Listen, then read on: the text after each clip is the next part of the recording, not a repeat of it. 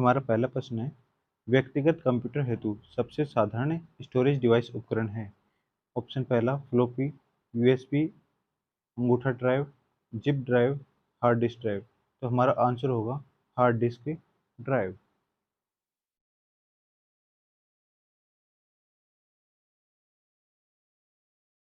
हमारा पहला प्रश्न है,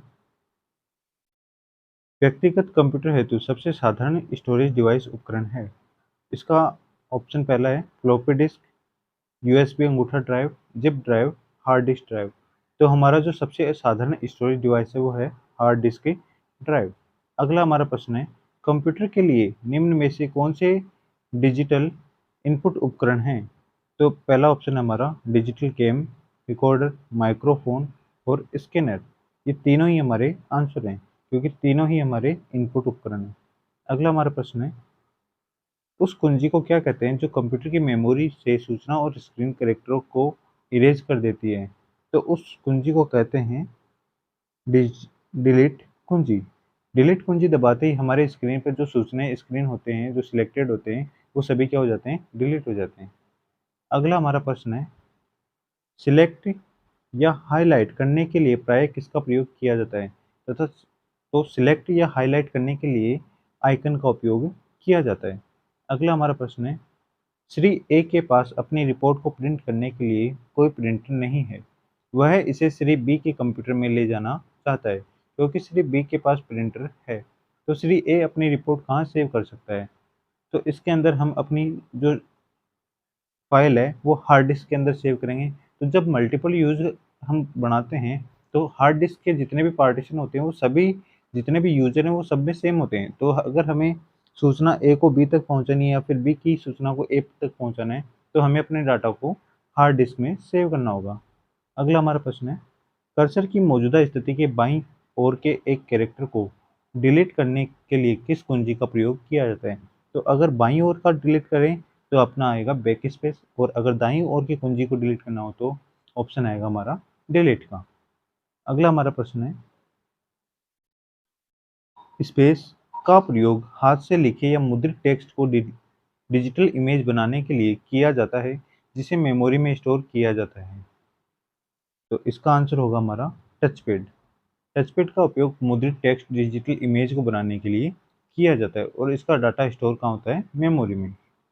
अगला हमारा प्रश्न है, मेमोरी के दो मानक बटनों के बीच स्थित व्हीकल का प्रयोग होता है। तो इस व्हीकल का उपयोग किया जाता है आपके स्क्रॉल करने में।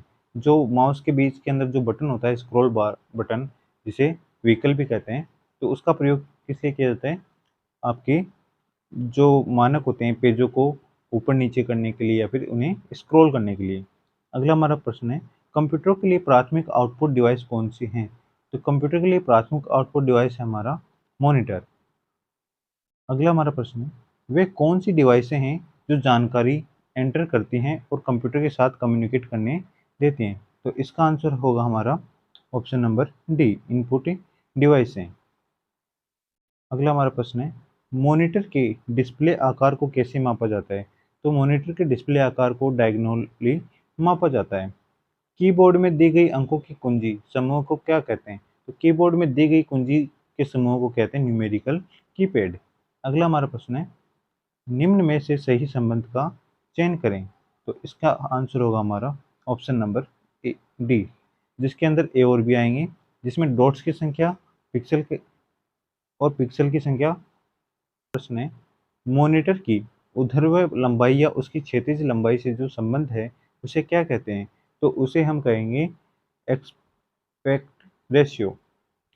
तो मॉनिटर की जो ऊर्ध्वाधर लंबाई होती है तथा क्षैतिज लंबाई होती है उसे एक्सपेक्ट रेशियो कहते हैं। अगला हमारा प्रश्न है, एक स्कूल में शिक्षक 50 छात्रों के एक समूह को एक वीडियो दिखाना चाहते हैं। निम्नलिखित में से किस डिवाइस का उपयोग करेंगे। तो वीडियो दिखाना चाहते हैं यानी आउटपुट। तो आउटपुट देने के लिए हमारे पास होगा प्रोजेक्टर, क्योंकि बड़ी स्क्रीन पे हमें कोई भी आउटपुट दिखाना है तो प्रोजेक्ट का उपयोग करेंगे। अगला हमारा प्रश्न है, खालिस्तान एक इम्पैक्ट प्रिंटर होता है। तो इनमें से कौन सा एक इम्पैक्ट प्रिंटर का उदाहरण है।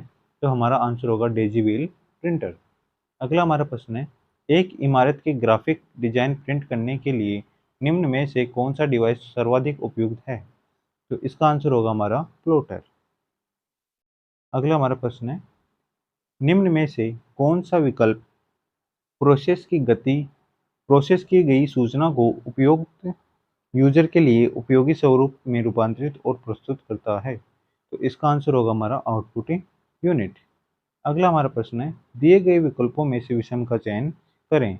तो इसका आंसर होगा हमारा लेजर जेट प्रिंट, क्योंकि बाकी सभी इनपुट या आउटपुट का उदाहरण है, जैसे आपका टच पैड है, लाइट पेंट है, स्कैनर है, जबकि आपका प्रिंटर अलग चीज़ है। अगला हमारा पॉइंट है, निम्न में से कौन सा एक इनपुट डिवाइस नहीं है? तो निम्न में से कौन सा एक इनपुट डिवाइस नहीं है? तो हमारा आंसर होगा ऑप्शन नंबर डी, क्योंकि स्पीकर क्या है? आउटपुट डिवाइस है।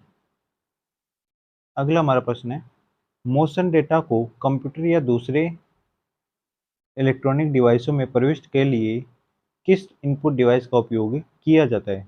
तो इसका आंसर होगा हमारा ट्रैक बॉल का उपयोग किया जाता है इनपुट डिवाइस के रूप में। अगला हमारा प्रश्न है, एक बहुविकल्पीय प्रश्न पत्र के चयनित उत्तर पुस्तिकाओं को स्कैन करने के लिए हमें किस इनपुट डिवाइस का उपयोग किया जाता है? तो इसका आंसर होगा हमारा OMR।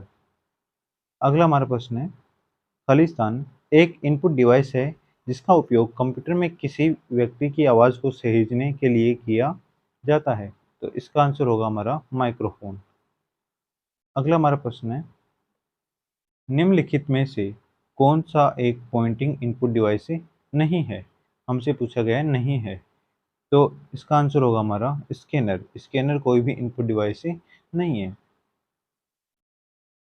पॉइंटिंग इनपुट डिवाइस नहीं है। तो ट्रैक बॉल हमारा पॉइंटिंग इनपुट डिवाइस है, जॉयस्टिक भी हमारा पॉइंटिंग इनपुट डिवाइस है, तथा डिजिटलाइटिंग जो टेबल आती है वो भी हमारा पॉइंटिंग डिवाइस है। लेकिन स्कैनर हमारा इनपुट डिवाइस तो है, लेकिन पॉइंटिंग डिवाइस नहीं है। अगला हमारा क्वेश्चन है, खालिस्तान विभिन्न रंगों वाली निरंतर रेखाएं उत्पन्न करने वाला एक आउटपुट डिवाइस है।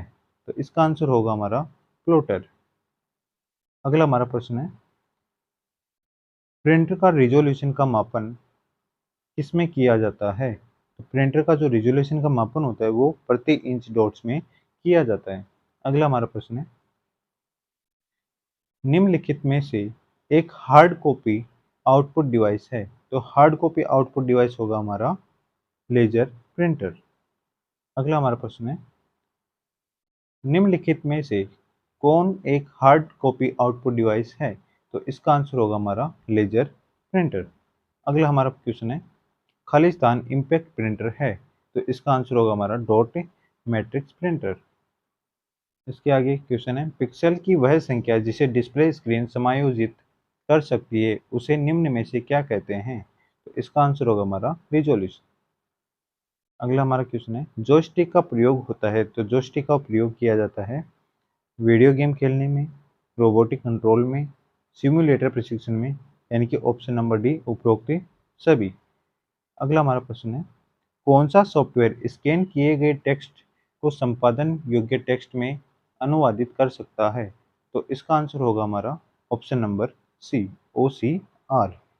अगला हमारा क्वेश्चन है, रंगीन मॉनिटर में रिफ्रेश बफर कहा जाता है। तो रिफ्रेश बफर को कहा जाता है पिक्सल मैप को। अगला हमारा क्वेश्चन है, वह डिवाइस जो हस्तलिखित छापों को कंप्यूटर इनपुट के लिए कोडेड कैरेक्टर में परिवर्तित करता है। तो इसका आंसर होगा हमारा डिजिटलाइजर। अगला हमारा क्वेश्चन है, निम्न में से किस प्रकार के प्रिंटर में प्रिंटिंग रिबन काम में आती है? तो इसका आंसर हमारा होगा डॉट मैट्रिक्स प्रिंटर।